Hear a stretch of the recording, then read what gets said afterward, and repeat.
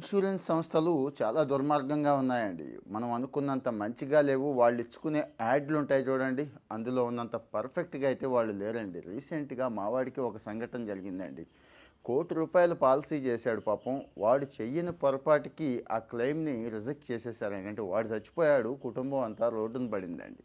ఇలాంటి పరిస్థితి రాకూడదు అని చెప్పి నేను ఈ సమాచారం ఇస్తున్నానండి. ఈ మధ్య కాలంలో బాగా ఇన్సూరెన్స్ తీసుకోండి, తీసుకోండి, తీసుకోండి అంటున్నాం కదండీ! ఎందుకు అంటే జీఎస్టీ తగ్గిపోయింది కాబట్టి ఆల్మోస్ట్ ఆల్ జీఎస్టీ లేదు కాబట్టి తీసుకోండి. ముఖ్యంగా టర్మ్ ఇన్సూరెన్సే తీసుకోండి అని చెప్తున్నామండి. ఎందుకు టర్మ్ ఇన్సూరెన్స్ అంటే మనకు తెలుసండి. టర్మ్ ఇన్సూరెన్స్ చాలా తక్కువ ఉంటుంది. ఎక్కువ మొత్తంలో డబ్బొస్తుంది. అలాగే రేపటి రోజు మనం ఇన్‌కమ్ టాక్స్ దగ్గర నుంచి ఒక 1,50,000 దాకా ఇవన్నీ ఉన్నాయి కదండీ! పన్ను ప్రయోజనాలు. అవన్నీ కూడా పొందొచ్చు. Very, very important and safe side insurance term insurance అనుకుంటాం కదా! కానీ దీన్ని అడ్డు పెట్టుకొని కూడా మనకు తెలుసు మన ఇన్సూరెన్స్ కంపెనీలు ఎంత ఘోరంగా ఉంటాయో, ఎంత దారుణంగా మోసం చేస్తాయో, అలాగే వాడిని మోసం చేశాయి. పాపం వాడు లేడు ఇప్పుడు, కుటుంబం రోడ్డున పడింది. ఆ పరిస్థితి మనకు రాకూడదు అంటే ఇక్కడ కొన్ని పాయింట్స్ చెప్తాను. జాగ్రత్తగా నోట్ చేసుకోండి. జాగ్రత్తగా చెక్ చేయండి. మళ్ళీ ఇగో ఆ కంపెనీ బాగుంది, ఈ కంపెనీ బాగుందని నేను చెప్పకూడదు కాబట్టి చెప్పట్లేదు. మీరే సెర్చ్ చేసుకోండి. ఇక విషయానికి వచ్చేస్తామండి. సిఎస్ఆర్ అంటాం, క్లెయిమ్ సెటిల్మెంట్ రేషియో. జాగ్రత్తగా ఉండండి. ఒక కంపెనీ ఒక 100 అప్లికేషన్లు తీసుకుందనుకోండి, ఇన్సూరెన్స్ కట్టించుకుందనుకోండి. ఆ 100లో ఎంతమందికి సెటిల్ చేశారు అంటే చనిపోతే ఫర్ ఎగ్జాంపుల్ 100 మంది చనిపోయారు అనుకుందాం.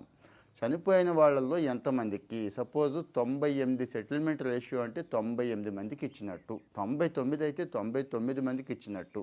అంటే అంతే ఉంటుందండి. యావరేజ్‌గా 95, 100 మధ్య చెక్ చేసుకోండి. అలాంటి వాళ్ళకి మాత్రమే మీరు ప్రిఫరెన్స్ ఇచ్చి ఇన్సూరెన్స్ తీసుకోండి. ఆల్రెడీ మీరు తీసుకున్న ఇన్సూరెన్స్ ఏదైనా తేడాగా ఉందనుకోండి, ఓకే.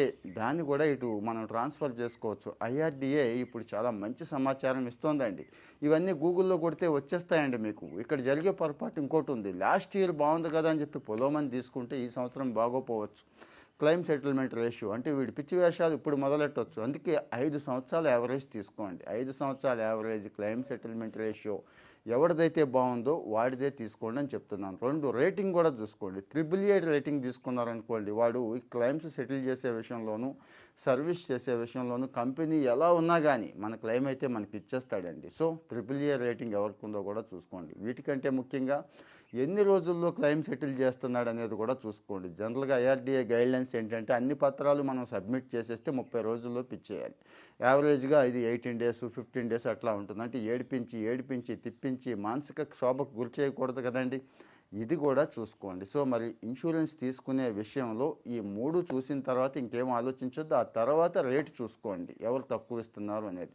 కామెంట్‌లో ఒపీనియన్ చెప్పండి.